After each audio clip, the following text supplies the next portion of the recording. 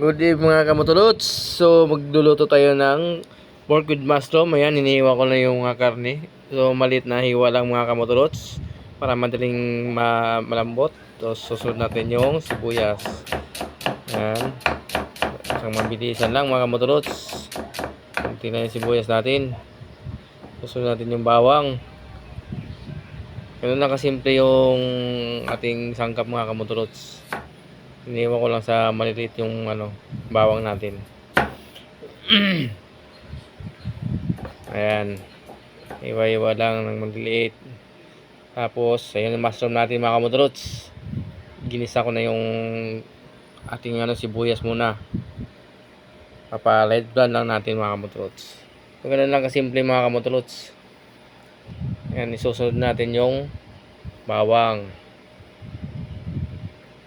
Yan, light brown lang din natin yan. So, pagkatapos nyan, yung karne naman, yung igigisa natin. Madali lang lumambot lang mga kamutulot kasi maliliit na yung hiwa nyan. Napakasarap nyan mga kamutulot. Pork with mushroom. Yan, lagyan natin ng bitchin. Tapos, pamintang durog. Asin. Yun. Salo-haloin lang natin mga kamutuluts. Ayan. Kunting halo-halo lang hanggang sa mag-light brown na yung ating karne. Tapos lalagyan natin ng pangpalasa yan.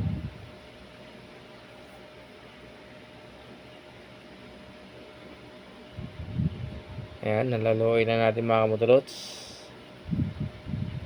Medyo nagda-light brown na siya. Ayan. Saglit lang yan mga kamutuluts. Napakasarap nyan. I-try nyong lutuin yan, pork with mushroom.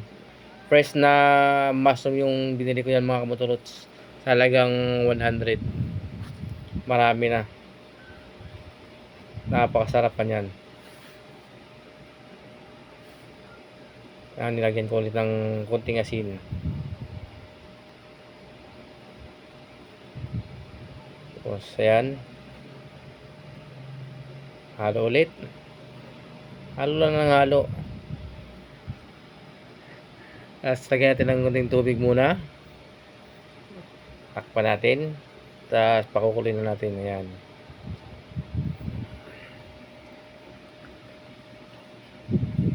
Tapos lagyan natin ng oyster.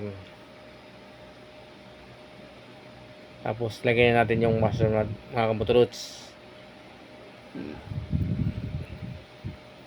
Bihira ko lang nakita yung mushroom na yun doon sa palengke.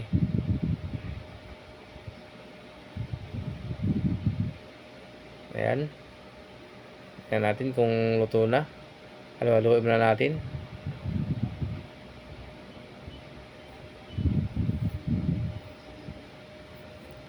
Ayan. Halo pa. Medyo kulang pa ng konti. Ganun lang simple yung mga kamutuluts. Madali lang lutuin. Tapos sabay tikim na tayo. Wow! Ang sarap! Yummy! Kung gusto nyong itry mga kamutuluts, subukan nyo lang yung yung recipe natin. Pork with mushroom.